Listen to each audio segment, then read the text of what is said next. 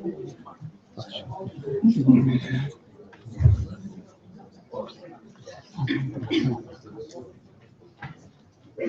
morning, everyone. Dear Undersecretary of Ministry of National Education of Turkey, dear President of Maya Foundation, dear Rector, distinguished guests and academics, esteemed ladies and gentlemen, it is both an honor and pleasure to have been given the opportunity of addressing you at the start of the International Congress on Political, Economic and Social Studies here in Sarajevo. Capital of Bosnia and Herzegovina, its leading political, social and cultural center, a prominent melting pot in the Balkans, with its region-wide influence in entertainment, media, fashion and arts. With us here today, there is the Vice Rector of the National Defense University, Professor Dr. Fatih Savaşan, and Vice Rector of Afyon Kocatepe University, Professor Dr. Mehmet Karataş. Welcome.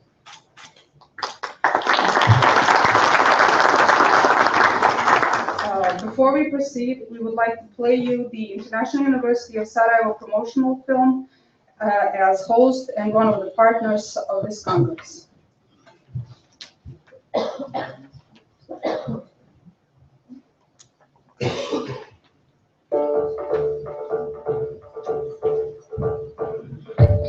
Founded in 2004 by the SETA Foundation, harmonized with Bologna process and accredited by the Bosnian and Turkish Ministries of Higher Education, with more than 2,000 students and 100 international academic staff, all classes are conducted in English language.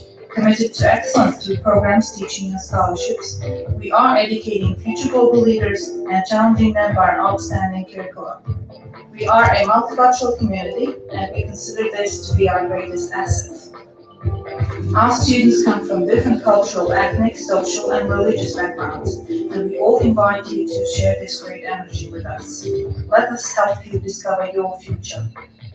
ICPESS was established in 2003 and officially started accepting students in 2004.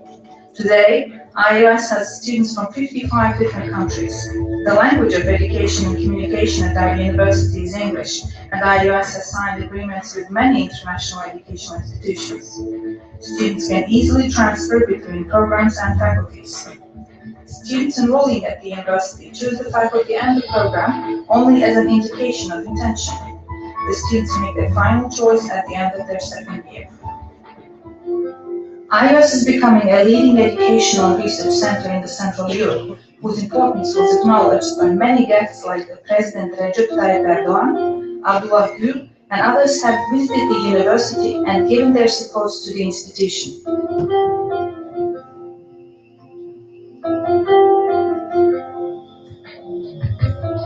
ICPESS consists of 5 faculties and 21 undergraduate and graduate academic programs. These faculties are Faculty of Engineering and Natural Sciences, Faculty of Business and Administration, Faculty of Arts and Social Sciences, Faculty of Law, and Faculty of Education. Students acquire their education in newly established facilities in a campus of 72,000 square meters that is located in the Green Oasis just outside of Sarajevo. It is the largest foundation university campus in Bosnia and Herzegovina.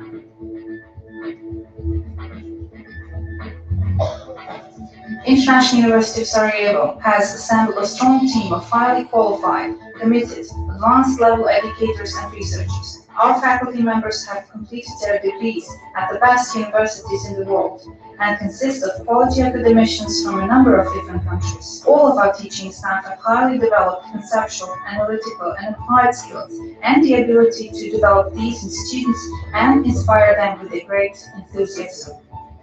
We take great pride in our committed, creative, and professional staff.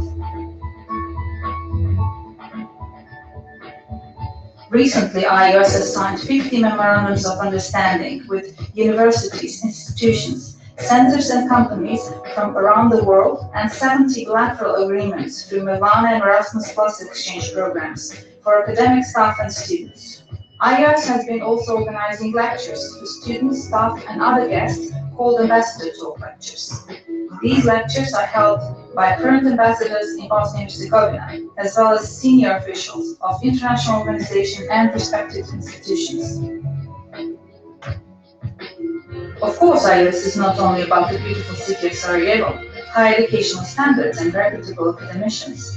It is a vibrant and colorful community of students from 4 continents, and our primary mission is to make them all feel like part of the family.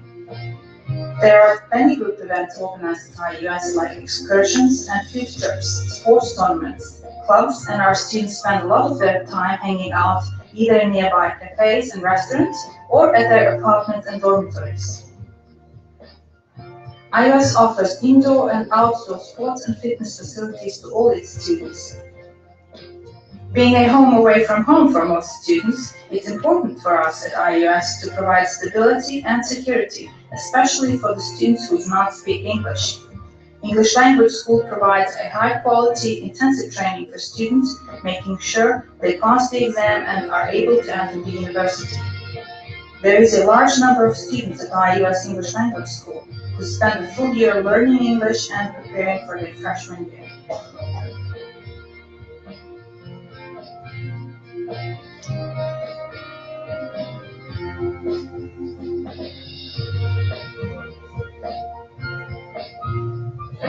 Come to IUS and learn English. Improve your skills. Explore your horizons. Grow your knowledge. And succeed with IUS. International University of Sarajevo. Visit us at www.ius.edu.ba.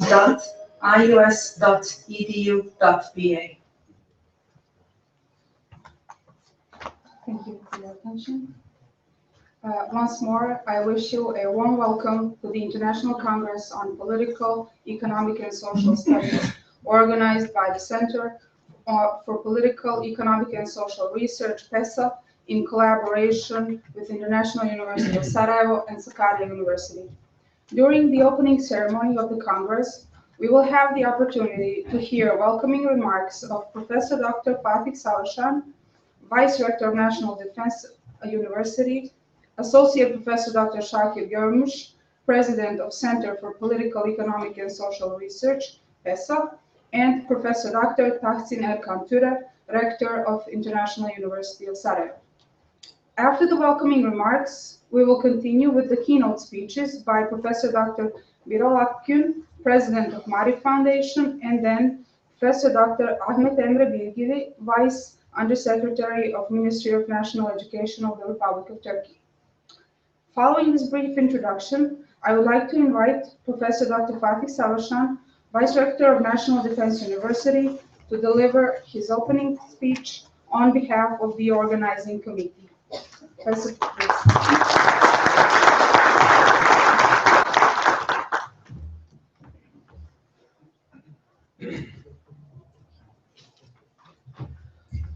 Good morning, ladies and gentlemen.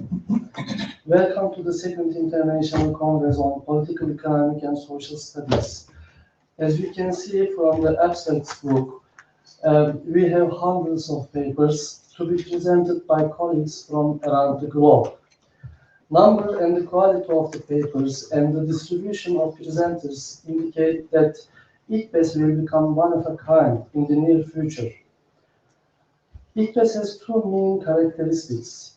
The first one is that it determines a specific topic as the main theme of the Congress and calls for papers in many areas of social sciences, including Islamic economics and finance. In the first ICPESS, shadow economy was the main theme of the Congress. This time, education will be our focus. ICPESS also comes with its publication opportunities. The Center for Political, Economic, and Social Research, PESA, publishes 6 journals: the Journals of Politics, Economics, and Management, the Research Journal of Public Finance, PESA International Journal of Social Studies, International Journal of Islamic Economics and Finance, International Journal of Political Studies, and International Journal of Economic Studies. You are also given the privilege to edit a book, jointly or alone, consisting of 10 to 15 articles presented in this Congress. Dear colleagues, in October, Yıldırım Beyazıt University will host the third ICPESS, The main theme of the Congress will be shifting alliances. I am sure you are well aware of the fact that the old world order has been changing. More importantly, the old Middle Eastern order has collapsed. Uprisings, one called as Arab Spring, provided hope to some extent that the power finally would be turned to the people of the region. Soon after, it became Arab Winter, and we see a lot of shift in alliance within and around the region. Now it is time that people who seek a better and just world have upper hand. The world is bigger than five has become motto. However, people who wish a just world have to work hard, read what's happening around them carefully, and take action. That's why the third ICPESS will provide a discussion platform for the questions like what's changing in the world, what are the driving forces behind the changes, what actions can the founders of the old order take, and what should people or governments working a just and better world do? Dear all, I would like to thank the Rector of International University of Sarajevo for his hospitality. I believe that this university is a good example of how an educational institute can make a difference in a country of cross cultures. Gratitude is to whom it's due. I would like to extend my deepest gratitude to Associate Professor Fatih Yardımcıoğlu and Dr. Furkan Beşer, without whom none of this would be possible. I also thank you for your participation in this Congress. I know that you all will follow the presentation and make discussions on a variety of topics. I believe that many joint work ideas will be developed here, and that's what this Congress is all about. I wish you happy days during your stay in this beautiful city and the country. And thanks again for being here.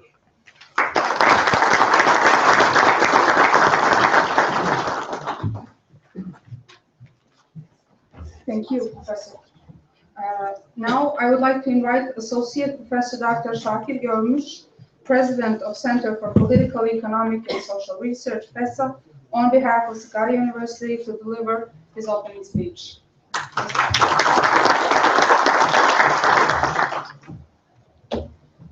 Good morning, everyone.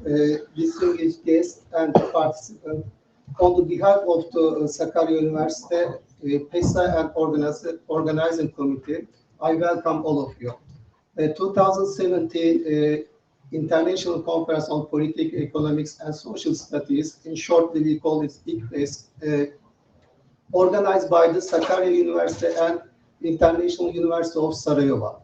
The aim of this conference to bring the academicians all around the world, not only academicians, also professional and government officials, to exchange the idea to create the open discussion. End of this conference, I hope that not only academic bridge, we build the academic bridge between the academician or the academic field. At the same time, we expect to build the bridge social and cultural field too. At this stage, most we know, most we need this. I would like to thank all the attendants in this hall to attend and to make this conference possible. Also, I would like to thank all the organizing committee for their hard work and their dedicated work. Without their helping, this conference will not be possible. Also, I would like to thank the International Sarajevo University for their cooperation and the warm hosting. It's nice to know that we have a home at Sarajevo. Finally, I hope this conference will be helpful for helpful for everyone. Thank you.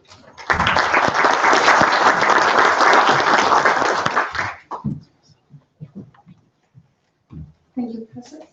Now, I would like to invite the Rector of International University of Sarajevo, Professor Dr. Tahsin Erkan, to deliver his opening speech.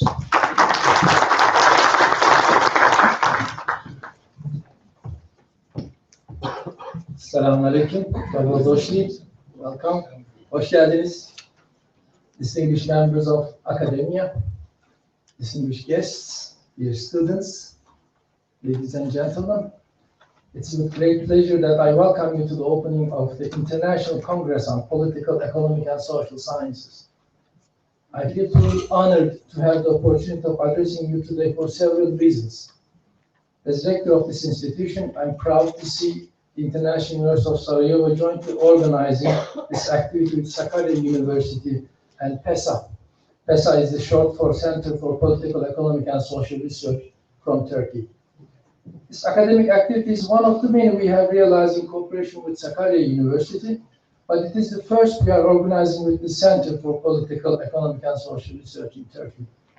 Therefore, on behalf of IUS and my own, I would particularly like to thank the President of PESA Center, Associate Professor Dr. Shakir Görmüş, and Sakarya University, represented by Professor Fatih Savaşan, for supporting this joint cooperation in an international environment where cross-border cooperation and diversity are promoted. My gratefulness also goes to everyone else for following all the activities of International University of Sarajevo has been organizing and for willingly accepting to support our university at this Congress today.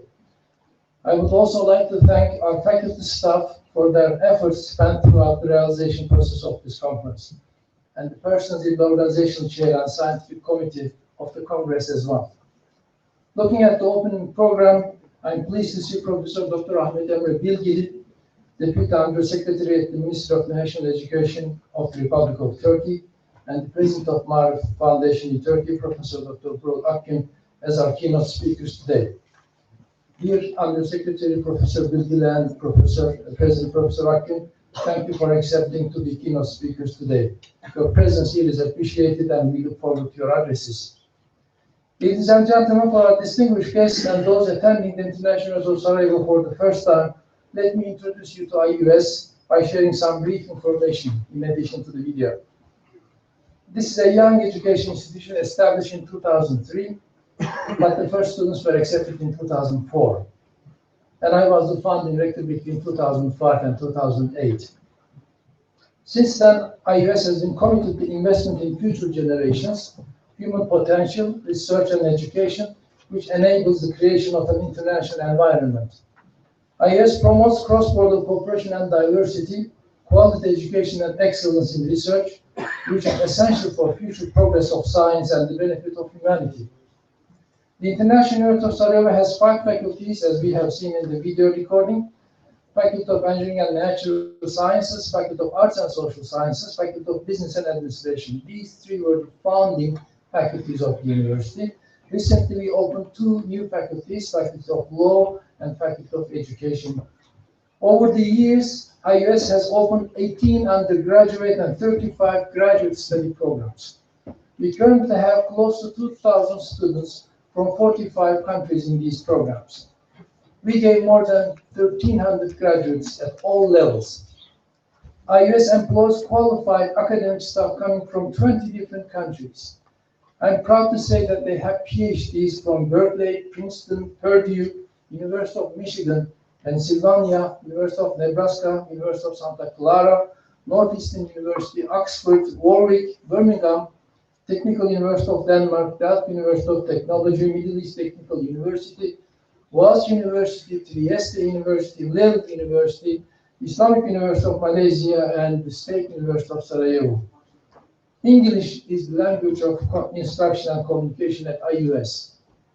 That makes us a meeting place for eminent experts who share thoughts, ideas, and findings.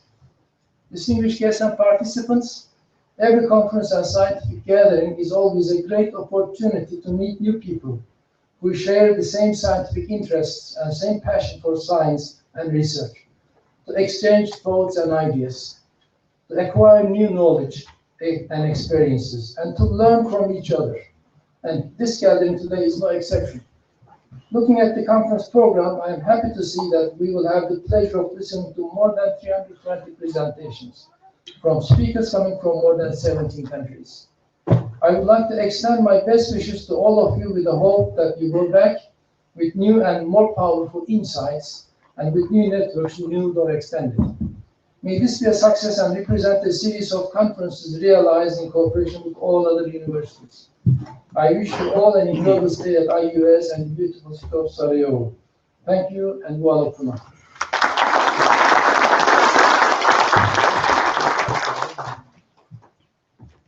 Thank you, Director.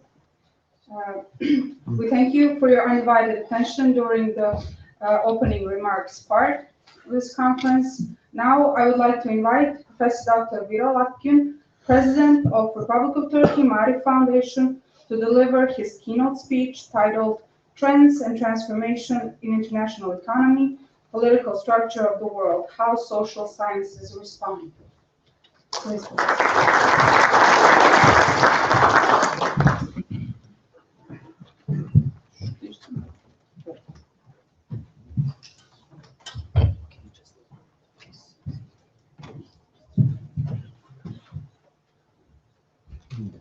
Kapatın ucunu ekranını. Onu kapayın.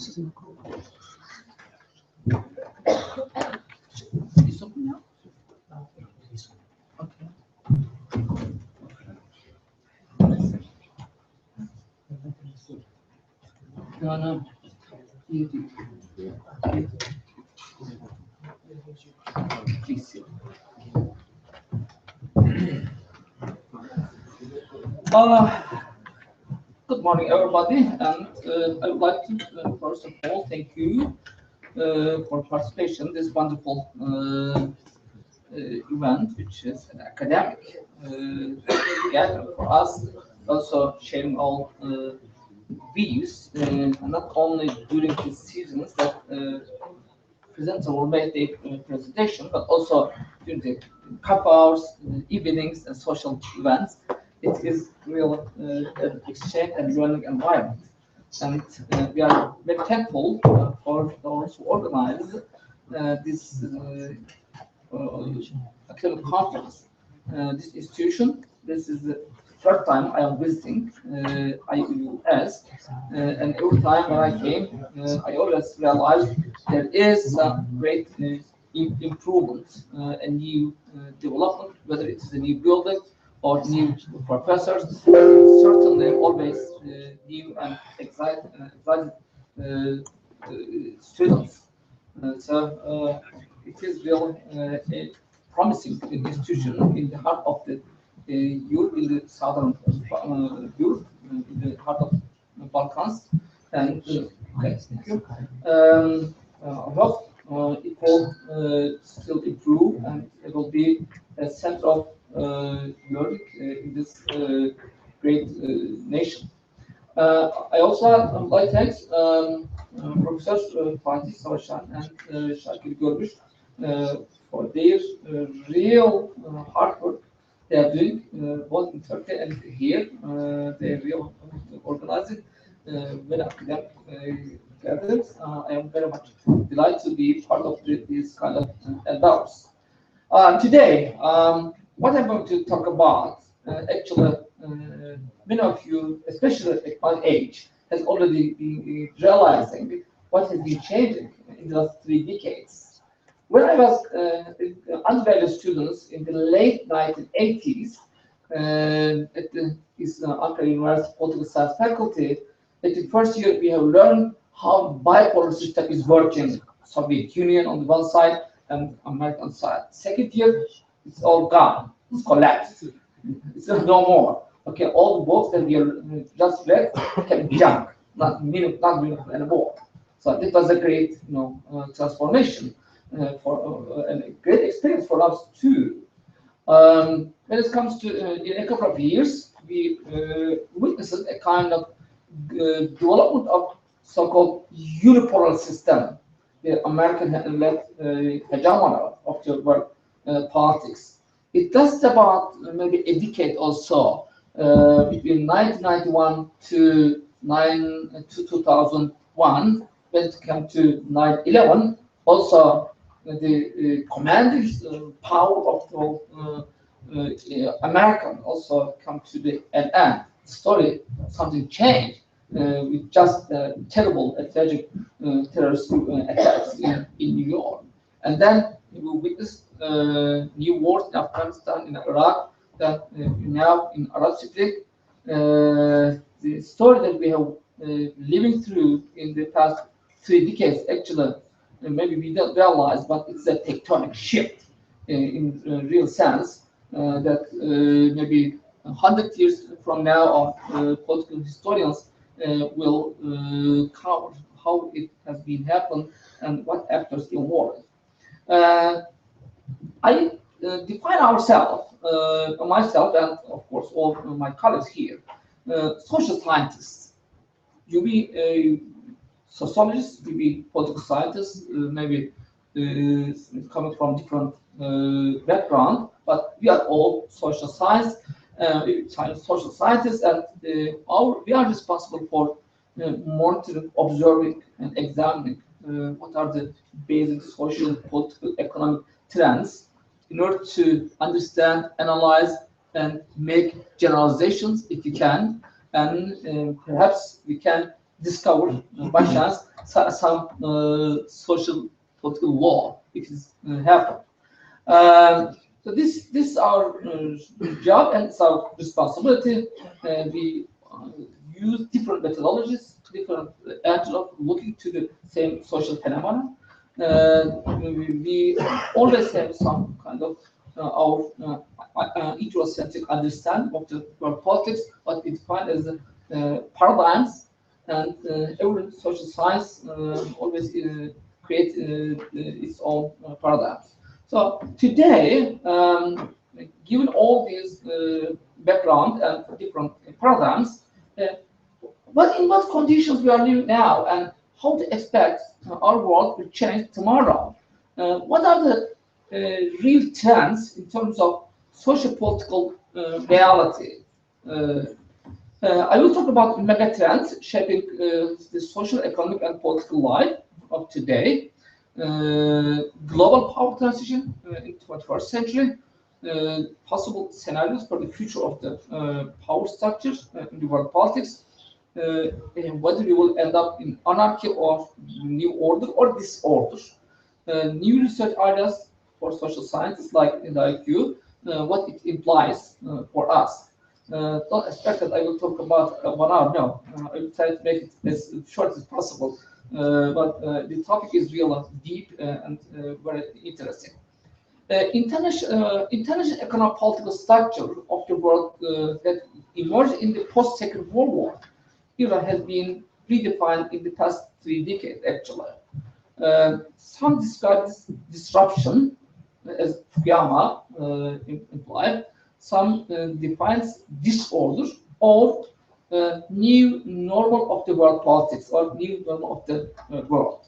I myself prefer to use the term of anarchy. Anarchy in my sense, in terms of unpredictability, the power structure, unpredictable and temporary nature of the paradigms that we use today. Even social scientists cannot agree on many issues anymore because of different approach. Like somebody say nowadays, we are living through post-truth society or post-truth politics. Some people say multiple modernities or postmodern era in social science. So everything can go on. The paradigm of the modernity defined in 19th century is old. We are living in postmodern era.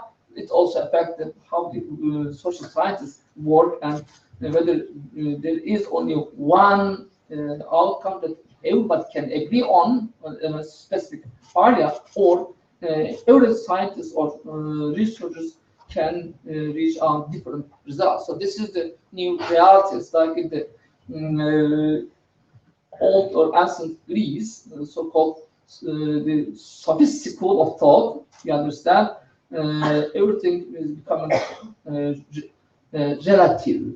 There's no certain concrete results. This is why it's creating some kind of anarchic world, even in the realm of the science, even in the social science as well. Today is the hot topic is that these are the books. Just to give example, Francis Fukuyama, The Great Disruption. Another one is two authors, No Order Disruption. So there are some books working on scholars are working on this great transformation. What are the root causes of this disruption? Actually, three driving forces of disruption of past orders, as we know it: technology, globalization, demographic changes. These are the new forces. In terms of technology and technological innovation, now we are talking about we already passed from the industrial society to the information society, and tomorrow or today we will end up hopefully industry 4.0 or new understanding, advancing IT technology, which redefine the business model as we know. Organizations are not anymore the same that we used to know it. Use of online technology, mobile technology, social model of doing business, change or organizational models and behavior or customer behavior as well. And that's therefore will probably introduce so-called robotics or robot slaves that will dispel perhaps millions of the laborers already in the human beings. So they will replace human beings in production facilities. Production technology also increasingly democratized in the sense that now the monopoly of the West on the technology and production is over. So you can reach, especially mid-level technology, almost all over the world, from Europe to the China to the Brazil to the Turkey and South Africa. So there is a new world of technology producer and technology developing countries. Second aspect is globalization. You already know what it means. Globalization is also appending the usual model of working in business, economics, and politics, as we know. In the post-Cold War era, especially it accelerated with trade, liberalization, free market economy, and cheap transportation. Now, the emerging economic political centers in different geographies tend to redefine the power structure of the world politics. There's a new book, I can't remember his name, the connectivity.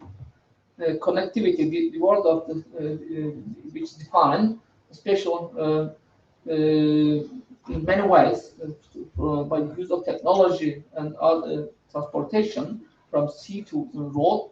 We are entering into a new world of the economy and politics.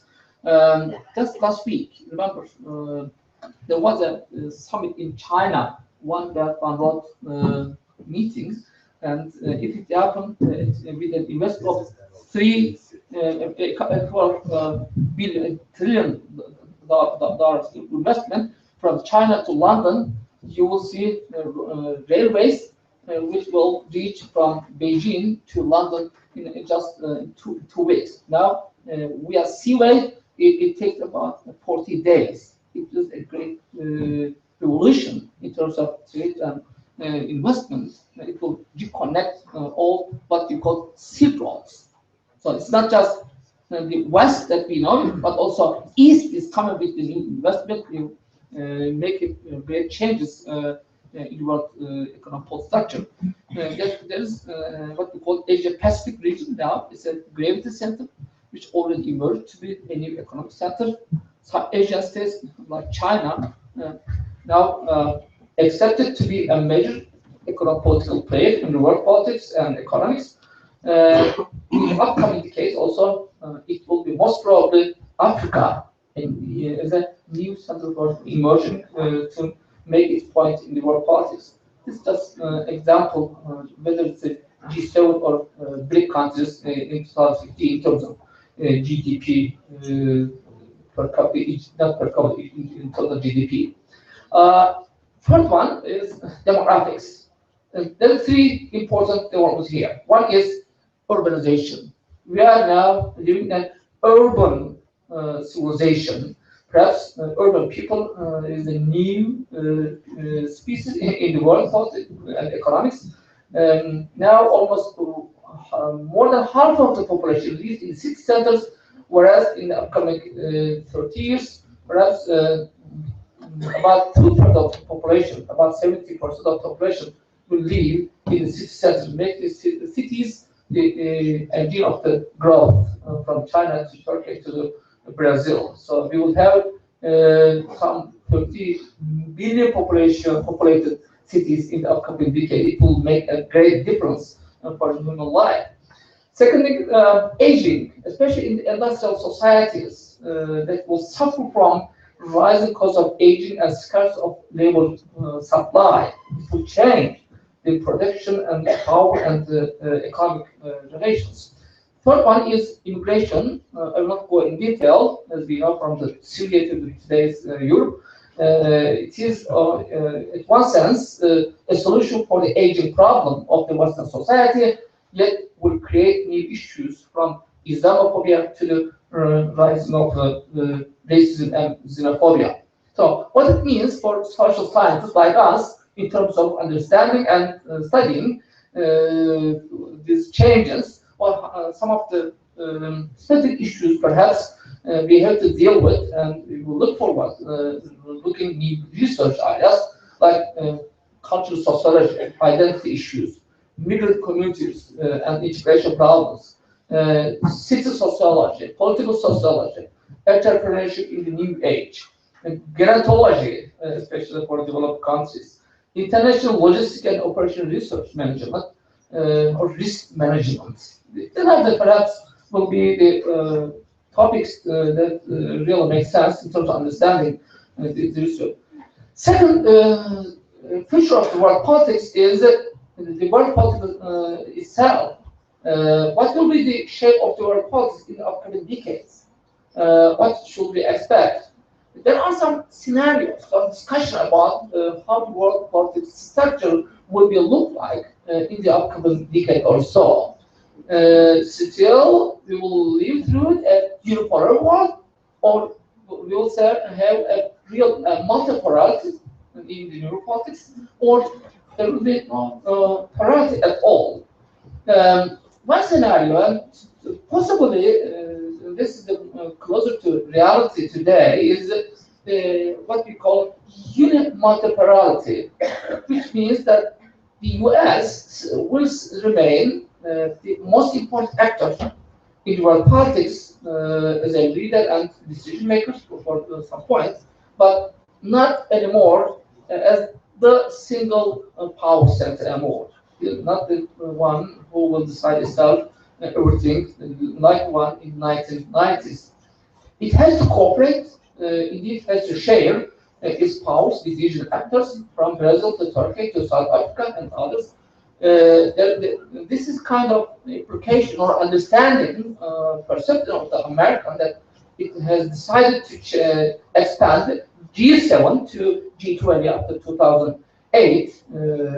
This is one symptom of its understanding.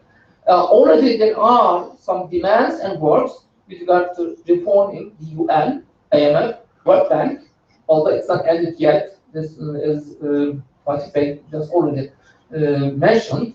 There is a great demand for UN reform because it doesn't reflect anymore the reality of today. It is created in the 1950s.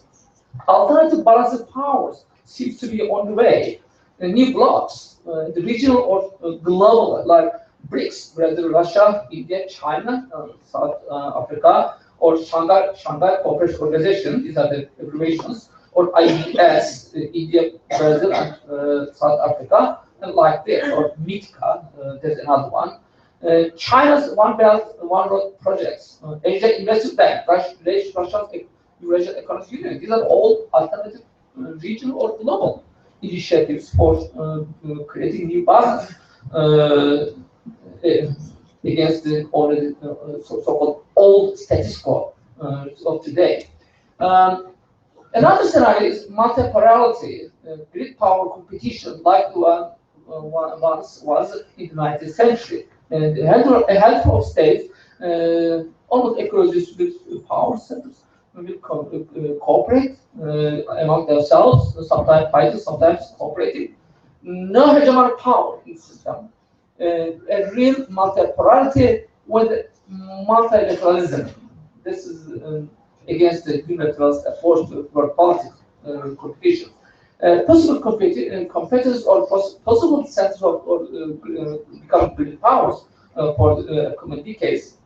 Certainly, the West, but it's also divided, USA versus EU, whether the transatlantic alliance system will survive in the upcoming decades, we don't know, given the fact that only one at once from European aspect, growing the external political rights within parties, whereas the US, again, Trump and other leadership seems to be going more nations than globalists. We don't know about how it will work out, but there is a potential conflict over there.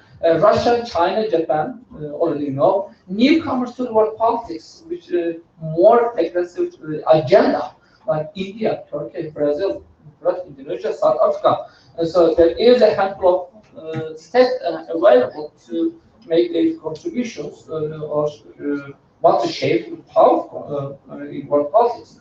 The third one, non-polarity. This is a more optimistic future, like the Fukuyama's understanding of the end of history debate.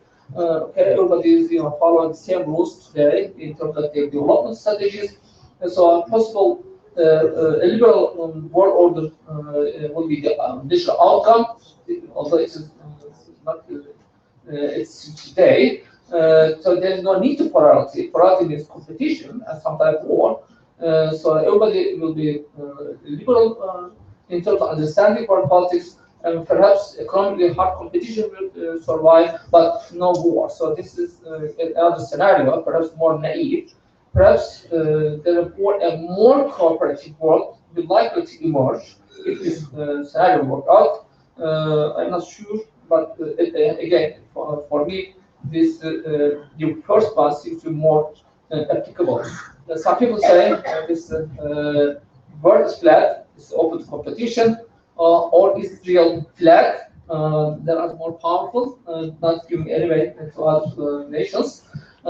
We should turn back to old competition like by the 19th century, the return of the history debate again, and perhaps you'll talk more about geopolitics rather than cooperation in the near future. If you see the Russia's invasion or annexation of the Crimea or today's Syrian crisis, geopolitical gains seems to be on the agenda of the growing regional powers. We will certainly talk about this. In terms of implication for social scientists, especially for political science and IR scholars, how do we study how to achieve in world politics? It's not the first time, okay? What theories predict for transition periods? Will it be peaceful transition or conflictual one? Will China replace US? If so, how it will be? Is it peaceful or we will have a great power war again in the upcoming decade? Should we prepare for more cooperative work or more conflict war? We don't know it yet. So we have to study theoretically and empirically what historical transitions actually tell us about, especially in the 3 millennia, for predicting tomorrow. We have to study it from this aspect.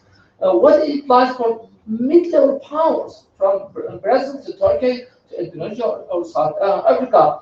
Will they be victim of this new transition period, or will they explore the opportunities that this power transition period will prevent us for mid-level powers? We did not. As social science, we have to work closely.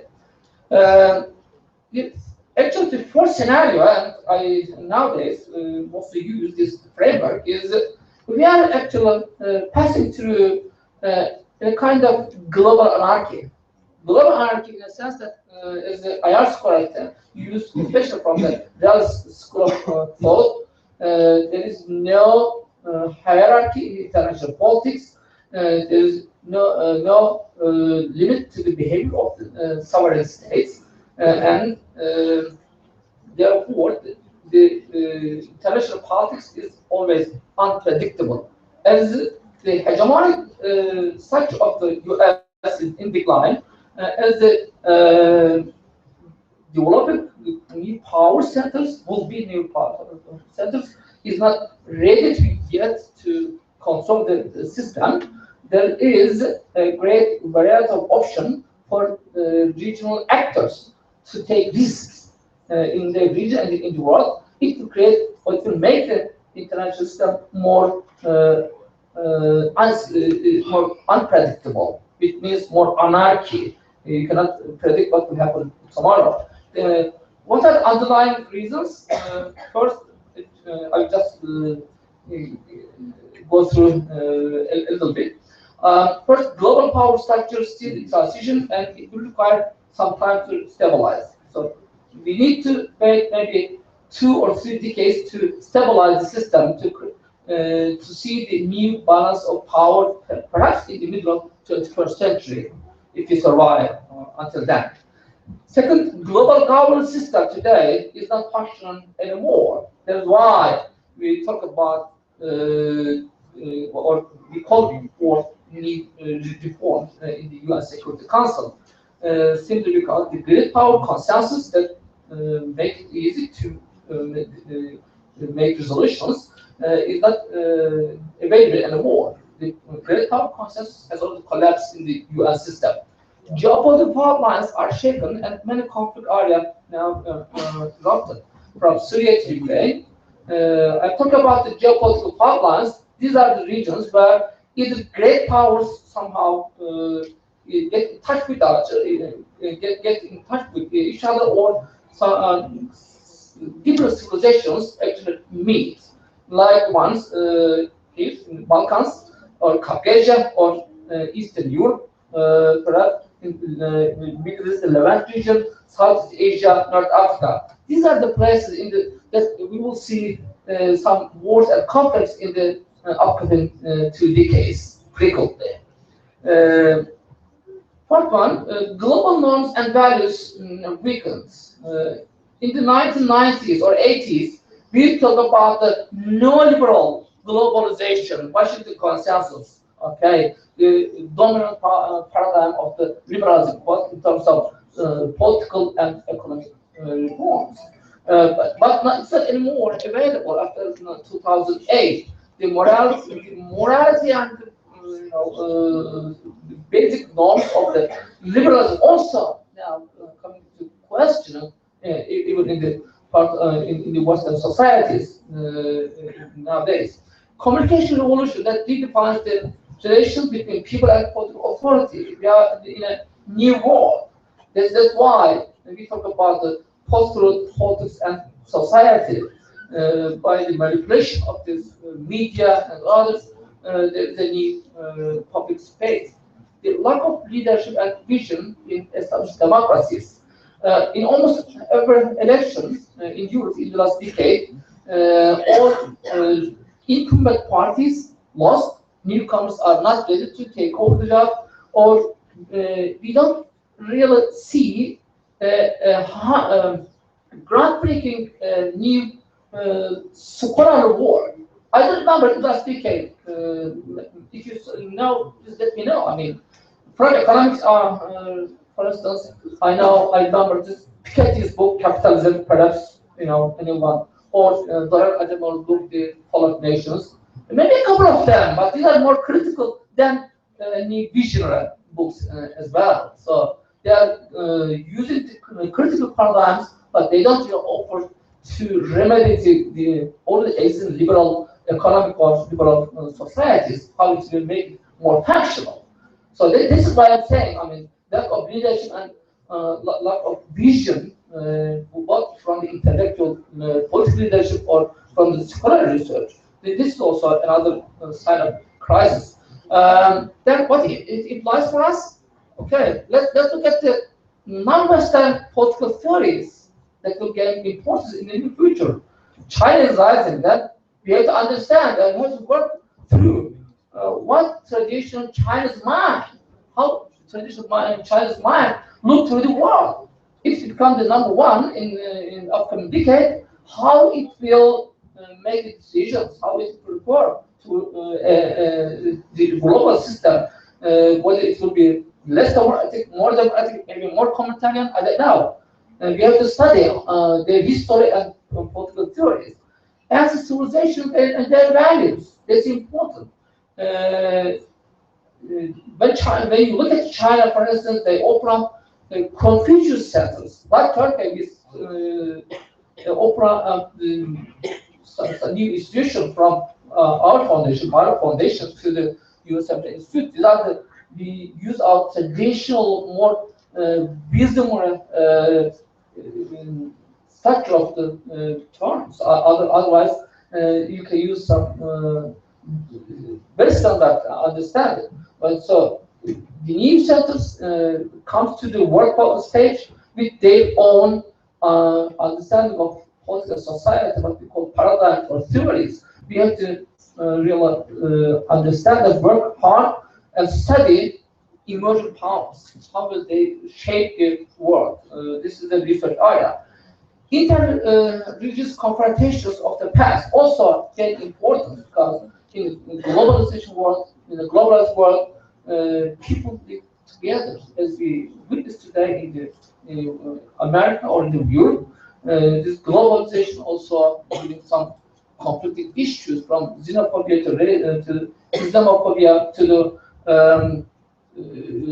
radicalization of the minority communities in Europe. So this is a kind of dual radicalization on the part of the quote-unquote minority Muslim community in the Western societies that will certainly create problems, but also radicalization of the nationalism in Europe. So these are two dichotomy, but feeding each other.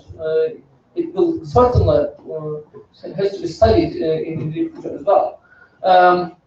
To conclusion that, of course, it's a long story, how we came to here and what factors will contribute to the radical transformation of our societies and politics in the last 3 decades.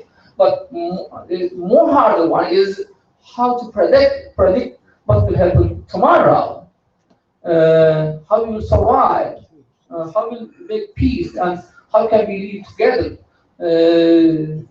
by preserving our lifestyle today, but also preserving and protecting freedom, security, and stability in our individual societies. This is the endless job, and as students of social sciences, all together here, we have to work together to better understand what will tomorrow to us. In order to avoid the surprising, we have to study our societies and politics today. Thank you for your patience and